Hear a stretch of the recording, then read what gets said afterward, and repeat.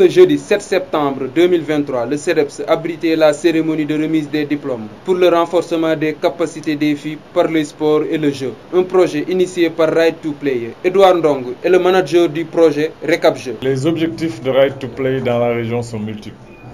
D'abord, comme on l'a dit, il y a ce qu'on appelle le renforcement des capacités des jeunes filles.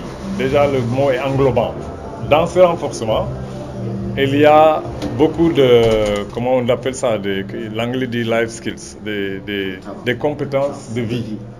Donc, à travers ces compétences de vie, il s'agit déjà d'avoir des filles leaders, d'avoir des filles qui ont, comment on dit, l'agentivité, c'est un concept qui veut dire que la fille a elle-même un programme pour elle, elle a des ambitions pour elle, elle a des choix et elle veut être appuyée dans la réalisation de ses choix.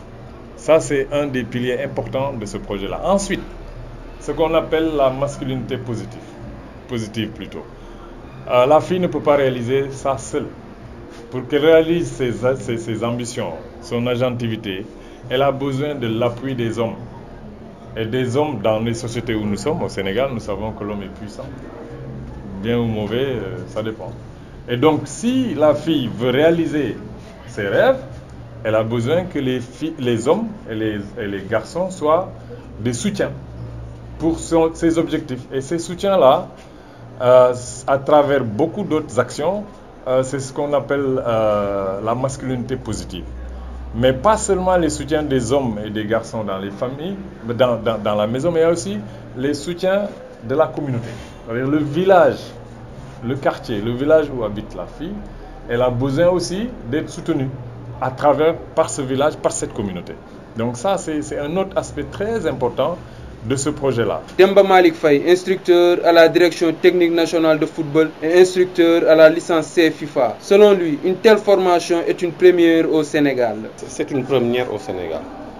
On a l'habitude de former partout des entraîneurs, à Sédhiou, à Kaolack, à Thiès, partout il y a eu des formations. Mais cette année, Ziguinchor a fait quelque chose qui n'a jamais existé. Donc, former plus de 30 filles à la licence D. La licence D, c'est quoi d'abord? La CAF a organisé les diplômes de football. D'abord, la licence D, c'est ce qu'on appelait l'initiateur au football. Ensuite, il y a la licence C qui est le premier degré. Il y a la licence B et la licence A et la licence A Pro. Donc, avec Right to Play, qui a financé la Ligue des Ziguinchor, Right to Play a demandé à la Ligue des Ziguinchor de former beaucoup plus de femmes que d'hommes. L'intérêt de cette formation, c'est quoi? Les gens seront outillés d'un diplôme d'entraîneur de football, parce qu'avec la licence D, si je suis entraîneur au Sénégal, je pourrais entraîner au Cameroun, au Gabon, etc. Donc les gens ont unifié les types de diplômes. Mais c'est quoi l'intérêt? Dans la formation, nous formons des femmes qui vont former, elles, des citoyens intègres et intégrés. Parce que dans la formation, il y a des modules, comme le profil de l'éducateur. Parce que pour être entraîneur, il faut avoir un profil. Le profil, c'est quoi? Il faut avoir de l'humilité, il faut avoir de l'honnêteté, il faut être impartial, il ne faut pas fumer, il ne faut pas crier sur les enfants. On les oblige à avoir ce qu'on appelle la pédagogie de l'encouragement. Et aussi la pédagogie de la motivation.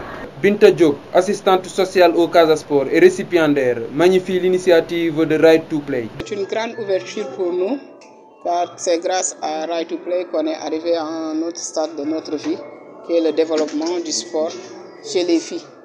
Parce que généralement, on voit que les garçons qui sont souvent nombreux dans des formations, et là, c'est le contraire. On peut dire qu'on a eu à battre les hommes à 80%.